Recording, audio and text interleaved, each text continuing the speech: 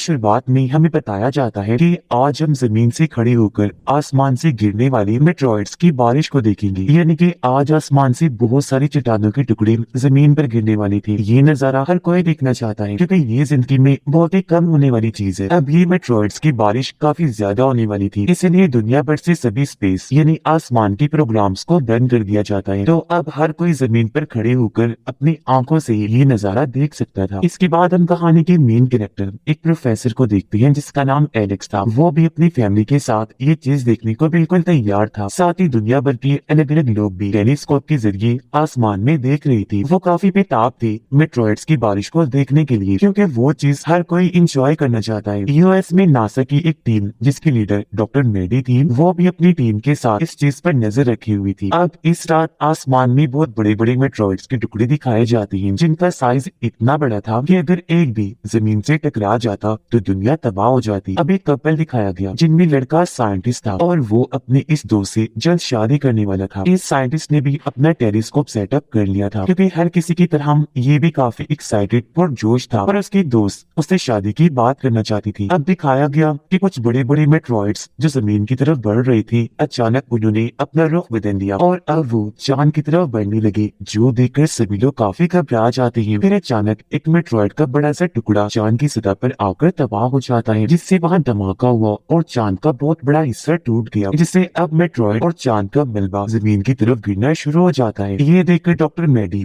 US के president को फौरन इस बारे में खबर कर देती है। मेडी और उसकी टीम अपनी कैलकुलेशन हिसाब से पता लगाती है कि अगले 1 घंटे में ये मलबा जमीन से आकर टकरा जाएगा, जिस बारे में उन्होंने प्रेसिडेंट को भी खबर कर दी थी, जिस वजह से पूरी जगह को बंद कर दिया जाता है। लेकिन कुछ ही देर बाद मेट्रॉइड का एक छोटा सा टुकड़ा जमीन की एक सतह से आकर टकरा गया, जिससे वहाँ धमाका हुआ और जमीन पर भी काफी तबाही मच गई, जिसकी खबर फौरन साइंटिस्ट यूएस के प्रेसिडेंट को करती है। एक मेट्रॉइड का टुकड़ा ऑस्ट्रेलिया के एक समंदर में आकर गिर जाता है, जिससे वहाँ काफी बड़ी सुनामी की लहर बन जाती है और इस वजह से ऑस्ट्रेलिया और आसपास के मुल्कों में सुनामी आने लगती है। पर फिलहाल इससे इतनी तबाही नहीं हुई क्योंकि पहले लोगों को वहाँ से निकाल लिया गया था। मेडी प्रेसिडेंट की एक मीटिंग में उन्हें वीडियो कॉल करती है और सारी सूरत हाल के बारे में खबर करते हुए बताती है कि मेट्रॉइड के इस हादसे की वजह से चांद ने अपनी जगह बदल ली, वो जमीन के करीब होता जा रहा है। कैलकुलेशन से हमने पता लगवाया है कि वो जमीन की 35,000 किलोमीटर करीब आ चुका है। ये चीज काफी परेशान करने वाली है। मजीद इसका क्या इम्पैक्ट हो सकता है इस बारे में हम पता करवा रहे हैं और किस कदर ये इम्पैक्ट खतरनाक हो सकता है ये भी पता लगवाया जा रहा है। जो बात सुनकर सभी काफी फिक्रमंद हो जाते हैं। अब पहला मेट्रॉइड का टुकड़ा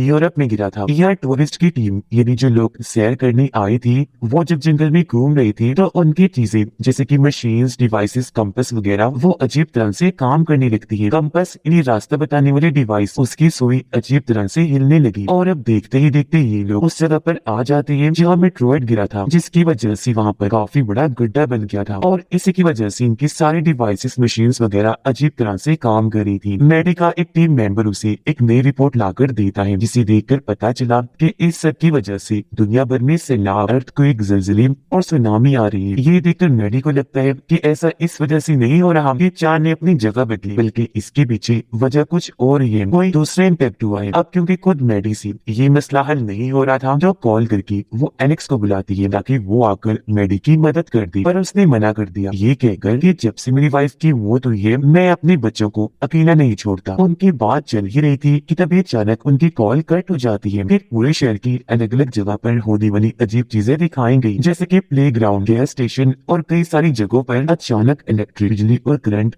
हर जगह फैलने लगता है क्योंकि बिजली डिस्चार्ज हो रही थी, जिस वजह से अक्सर जगहों पर आग भी लग जाती है। पर साइंटिस्ट को जरा भी समझ नहीं आती कि आखिर ऐसा क्यों हो रहा है। अब हम उस साइंटिस्ट जिसकी शादी होने वाली थी उसे देखते हैं, जिसका नाम रोलैंड था। वो खुद भी इस सारे सूरत हाल की छानबीन कर रहा था और क्योंकि वो यूरोप में रहता था इसलिए यहाँ की हर एक रिपोर्ट मेडी को साथ साथ दे रहा था, जिस वजह से रोलैंड की दोस्त थोड़ी परेशान रहने लगी थी क्योंकि दोनों की शादी होने वाली थी। पर रोलैंड उसे वक्त नहीं दे रहा था, हर वक्त काम में मसरूफ था। लेकिन फिर वो अपनी दोस्त को मनाकर जल्द शादी करने का वादा करता है। अगली सुबह रोलैंड उस जगह पर आता है जहाँ मेट्रॉइड गिरा था, यानी जहाँ पर गड्ढा बना हुआ था। वो देखता है कि यहाँ पर गिरने वाला मेट्रॉइड का टुकड़ा बहुत ही छोटा है और उसमें कोई भी मैग्नेटिक पावर यानी मकनातीसी ताकत नहीं है। तो उसे ये समझ नहीं आ रही थी तो फिर भला कंपास और बाकी डिवाइसेस अजीब तरह से काम क्यों करने लगी है। कंपास बार बार उस तरफ ही इशारा कर रहा था। वो सोच तलाश में पड़ा था, जबकि दूसरी तरफ एलेक्स और मैडी भी इस बारे में आपस में बात कर रही थी। उनके साथ कॉल पर रोलैंड भी बात करने लगा। उनसे कहता है कि जो मेट्रॉइड का टुकड़ा मुझे मिला है वो आसमान में बनी एक चीज से बहुत मिलता जुलता है, जो है सबस्टार, यानी कि दो सितारों का आपस में मिलना। ये सुनकर एलेक्स और मैडी को अब समझ आने लगती है कि जो मेट्रॉइड्स की बारिश हुई थी वो आसमान में दरअसल दो सितारों के एक दूसरे से टकराने से हुई थी, जिसके बाद ही मेट्रॉइड्स का बहुत बड़ा झुंड जमीन की तरफ आने लगा था, जिनमें से एक तो आकर टकरा गया जमीन से, जबकि एक टकराया चांद से। लेकिन जो मेट्रॉइड चांद पर जाकर तबाह हुआ था उसकी वजह से वहाँ काफी बड़ा गड्ढा बन गया और अब चांद एक बहुत बड़ी मैग्नेटिक मकनातीस की तरह काम कर रहा है। यही वजह है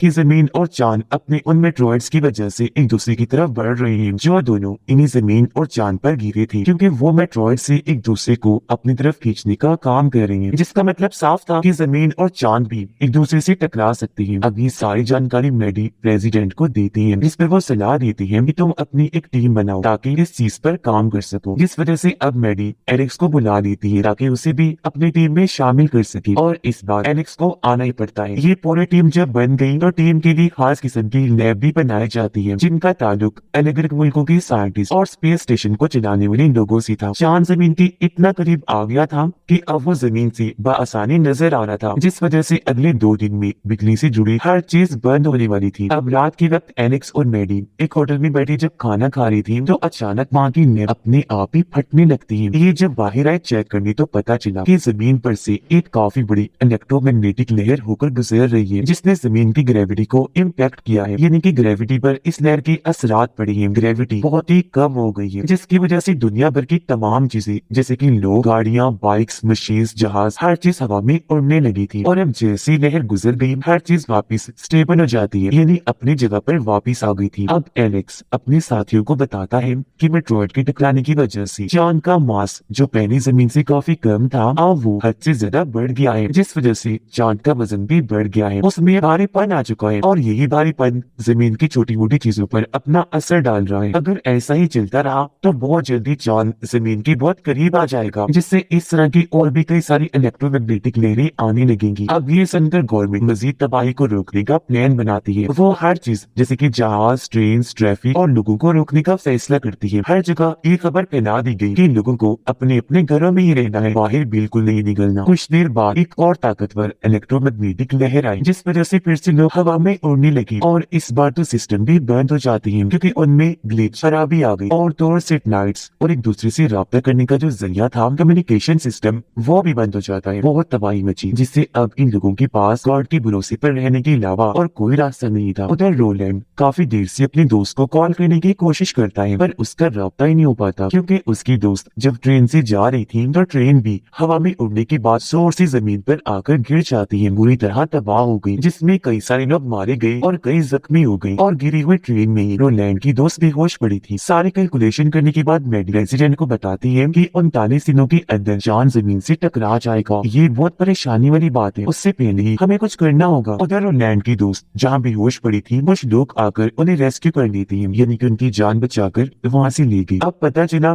कि सिर्फ 20% मुल्क ही ऐसे हैं जो एक्स्ट्रा बिजली की वजह से रोशन है अभी तक, वरना उनके अलावा पूरी दुनिया में तो अंधेरा छाया हुआ है। मुसीबतें बढ़ती ही जा रही थी, क्योंकि ये इलेक्ट्रोमैग्नेटिक लहरें अब बार बार आ रही थी और पहले से भी ज्यादा ताकतवर होकर। उधर एलेक्स की बच्ची अपने डैड को लेकर काफी फिक्रमंद हो रही थी, क्योंकि काफी देर से उनकी बात ही नहीं हो पाई थी, कॉल भी नहीं लग रही थी। वो ठीक भी है या नहीं ये भी बच्चे नहीं जानती थी। वो अपने दादाजी से जिद करने लगती है कि हमें डैड से मिलवाने ले चलिए। पहले तो उन्होंने मना कर दिया, और उनके बार बार कहने पर वो मान गई। वो दोनों बच्चों को गाड़ी में बिठाकर वहाँ से ले जाने लगी एलेक्स से मिलवाने के लिए। पर जब ये रास्ते में थे तो फिर से काफी बड़ी इलेक्ट्रोमैग्नेटिक लहर आ गई, जिससे इनकी गाड़ी हवा में उड़कर काफी दूर जाके गिरती है। इनका एक्सीडेंट हो गया, जिसमें तीनों ही जख्मी हो गई। और क्योंकि अब रेस्क्यू टीम के पास बचाने का सामान भी थोड़ा ही रह गया था, टीम मेंबर्स भी कम थे, तो वो भी इन्हें बचाने नहीं आते। समंदर में एक बहुत बड़ी शिप जब आगे बढ़ रही थी तो नहर की वजह से वो भी पानी में ऊपर उठ गई, जिससे उसका बहुत सारा सामान भी बाहर निकलकर उड़ना शुरू हो गया। अगली ही पर शिप उल्टी सीधी होकर पानी में जा गिरी, पूरी तबाह हो गई। इससे काफी जानी और माली नुकसान हुआ, जिससे अंदाजा हो गया कि अब तो नुकसान हद से ज्यादा ही बढ़ गई है। तो इन सारे हालात को देखते हुए प्रेसिडेंट कर्फ्यू लगाने का ऐलान कर देती है। बस, ट्रेन, शिप्स, प्लेन, यहाँ तक कि लोगों को भी सख्ती से रोक दिया जाता है। अब मैडी ने इन हालात से निपटने का हल निकाल लिया था। वो सबको कहती है कि हम चांद की ग्रेविटी ही कर सकते हैं। हमें उसके कोर यानी मेन हिस्से में धमाके करने चाहिए, पर ऐसा करने के लिए हमें बहुत ही पावरफुल ताकतवर रॉकेट्स चाहिए होंगे। इन धमाकों की वजह से वो मेट्रॉइड जो चांद पर है और जो जमीन पर है, जो अभी तो एक दूसरे को अपनी अपनी तरफ खींच रहे हैं, वो फिर एक दूसरे को खुद से दूर करने लगेंगे। ये धमाके फिर चांद को सूरज की तरफ धकेल देंगे। फिर सूरज की ग्रेविटी की वजह से चांद अपनी ऑर्बिट यानी अपनी सही पोजीशन जगह पर आ जाएगा जहां उसे होना चाहिए। लेकिन ये सब करने के लिए सिर्फ यूएस की टेक्नोलॉजी ही काफी नहीं होगी, इसके लिए दुनिया भर के तमाम मुल्कों को एकजुट होना पड़ेगा। लेकिन तभी आर्मी एक अलग ही तरह का प्लान बताती है कि चांद को हम आम रॉकेट के धमाके से भी उड़ा सकते हैं, जिससे सिर्फ थोड़ा बहुत उसका टूटा हुआ मलबा ही जमीन पर गिरेगा, ज्यादा नुकसान नहीं होगा और फिर चांद खुद ही सूरज की तरफ चला जाएगा। पर ये फैसला सुनकर मैडी खुश नहीं थी, क्योंकि उसे लग रहा था कि इसमें नुकसान ज्यादा होंगे। अब यहाँ प्रेसिडेंट दोनों ही प्लान्स के बारे में सोचने का टाइम मांगती है। दुनिया भर के अलग अलग प्रेसिडेंट से भी बातचीत करती है, जबकि एलेक्स को पता चला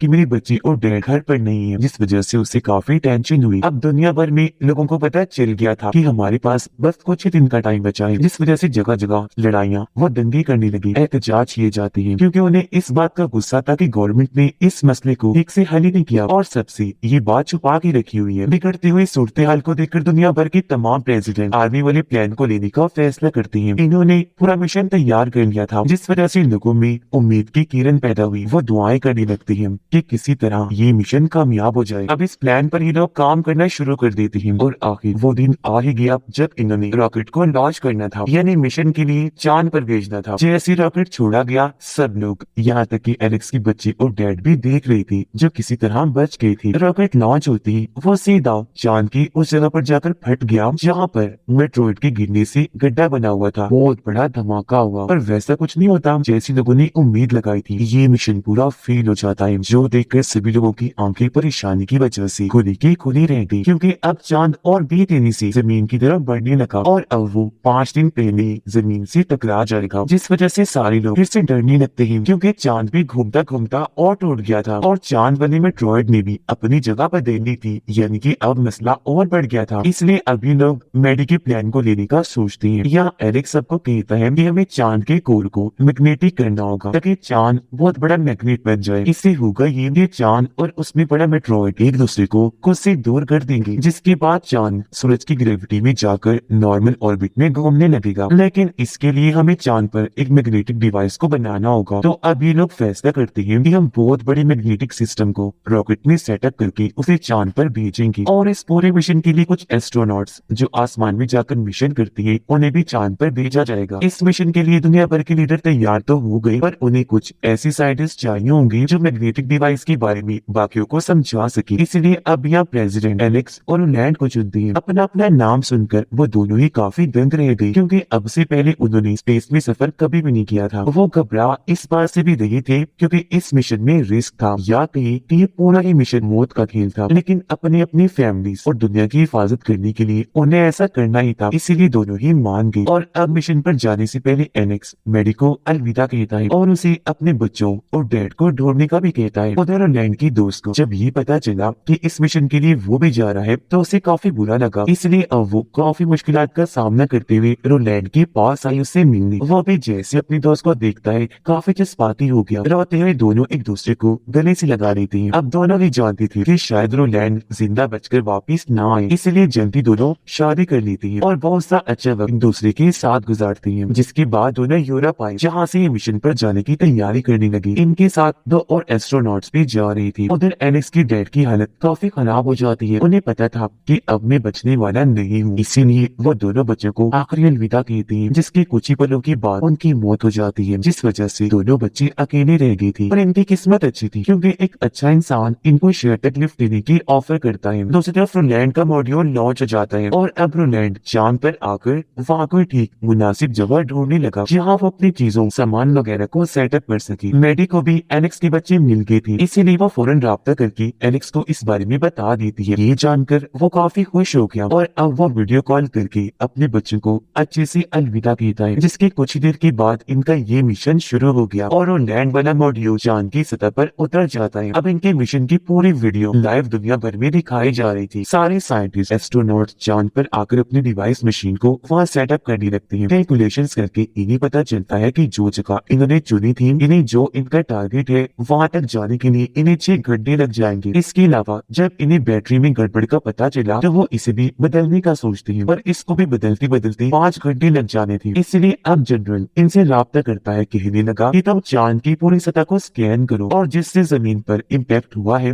वहाँ के कोऑर्डिनेट यानी वहाँ की सूरत के बारे में हमें बताओ, ताकि हम यहाँ से कोई मदद भेज सके। अब चांद की पूरी जमीन को स्कैन करने के लिए ये लोग रोलैंड और एक एस्ट्रोनॉट लड़की को स्पेसशिप के जरिए वहाँ से भेज देती है, ताकि ये कोऑर्डिनेट्स जमीन वालों को भेज सके। लेकिन ये मिशन हर गुजरते पल के साथ मुश्किल से मुश्किल होता जा रहा था। ऐसा लग रहा था कि जमीन का खात्मा भी हो सकता है। इसलिए दुनिया भर के लोग मिशन की कामयाबी के लिए दुआएं कर रही थी, पर कहीं कहीं कुछ लोग ऐसे थे जो जरा भी डरे हुए नहीं थे, क्योंकि शायद उन्होंने ये कबूल कर लिया था कि आज हमारा आखिरी दिन है। इसलिए ये लोग अपनी जिंदगी के आखिरी पलों को एंजॉय कर रही थी। अब बैटरी इसी तरह बदल तो गई थी, पर वहाँ के हालात खराब होने लगे, क्योंकि तभी उनका छोटा स्पेसशिप गड़बड़ी की वजह से जोरों से हिलने लगा। जमीन पर साइंटिस्ट जहाँ उनके कोऑर्डिनेट्स आने का इंतजार कर रही थी, तो तभी उनका राब्ता आपस में टूट जाता है। पर बाद में पता चला कि रोलैंड और एस्ट्रोनॉट्स वाला स्पेसशिप पत्थर से टकराने की वजह से तबाह हो गया। एस्ट्रोनॉट स्पेस में गिरने लगी, पर उसका हाथ रोलैंड ने पकड़ लिया। हालांकि बचाने की बहुत कोशिश की, पर वो स्पेसशिप में गिरने की वजह से मारी गई। रोलैंड जब एलेक्स से राब्ता करता है तो उससे पता चला कि इनके डिवाइस मशीन में कोई गड़बड़ी है, जिस वजह से कोऑर्डिनेट्स को जमीन पर ही नहीं भेज सकते। मगर अब इनके पास सिर्फ 10 मिनट का ही टाइम बचा था, इसलिए रोलैंड फिर भी हिम्मत करता है। वो जैसे तैसे डिवाइस को स्टार्ट करता है और चांद का सारा डेटा जमीन पर साइंटिस्ट को भेजने का प्रोसेस शुरू कर देता है, जिससे जमीन का एक रॉकेट वहाँ से लॉन्च हो जाता है। अब इनका आधा काम तो पूरा हो गया था और बचने का इनके पास टाइम भी था, इसलिए दूसरा एस्ट्रोनॉट रोलैंड को लिए बगैर ही एलेक्स को वहाँ से निकलने का कहता है। पर एलेक्स ने मना कर दिया कि मैं रोलैंड को लिए बगैर नहीं जाऊंगा। वो खुद भी रोलैंड से राब्ता करता है और उसे जल्द से जल्द वापस आने का कहता है, पर क्योंकि रोलैंड का स्पेसशिप आधा टूट गया था तो इस वजह से उसका वापस जाना बहुत मुश्किल था। इसलिए वो उन लोगों से राब्ता करके उन्हें यहाँ से जाने का कहता है। उसे ये लोग छोड़कर जाना तो नहीं चाह रहे थे, पर ना चाहते हुए भी ये अपने मॉड्यूल को लॉन्च कर देती है और यहाँ से निकल पड़ी। इस वजह से एलेक्स काफी दुखी था। अब यही टाइम के हिसाब से चांद पर बहुत बड़ा धमाका हो जाता है, जिससे चांद की 2 टुकड़े हो जाते हैं और जैसा उन्होंने सोचा था वैसा ही हुआ। धमाके से मेट्रॉइड और चांद सच में एक दूसरे से दूर दूर हो जाते हैं और आखिरकार चांद अपनी असली पोजीशन ऑर्बिट में आ जाता है। पर जमीन पर सारे लोग इस बात से परेशान थे कि आने वाले लोग जिंदा बचे हैं या नहीं। वो टेंशन में आ गई, लेकिन जल्द इन्हें पता चला कि धमाके में एलेक्स और आखिरी एस्ट्रोनॉट जिंदा बच गए हैं। सारे लोग वाकई की मौत से दुखी तो थे, पर एलेक्स और उसके जिंदा बचने से वो काफी खुश भी थी। अब रोलैंड की वाइफ उसकी मौत पर काफी दुखी थी, पर वो देखती है कि उसने मेरे लिए एक आखिरी मैसेज छोड़ा है। उसने दिल का निशान बनाकर अंदर लिखा था कि मैं तुमसे बहुत प्यार करता हूँ, जो देखकर वो काफी दुखी हो गई, जिस बात के होते हुए रोने लगती है। कुछ दिन के बाद एलेक्स और वो एस्ट्रोनॉट जमीन पर लैंड होते हैं, जहाँ सब लोग उन्हें वापस देखकर और उनकी बहादुरी पर बहुत खुश होते हैं। यहाँ प्रेसिडेंट खुद उनका वेलकम करता है। यहाँ एलेक्स अपने बच्चों और मैडी से भी मिलकर काफी खुश हो जाता है। एलेक्स और मैडी जब आसमान की तरफ देखते हैं तो वहाँ टूटे हुए चांद के 2 टुकड़े थे, जो इस बात की तरफ इशारा कर रहे थे कि अब इंसानों को जिंदगी का नया मौका मिला है। मुस्कुराते हुए वो आगे बढ़ गई और इसी के साथ ये फिल्म इधर ही खत्म हो जाती है।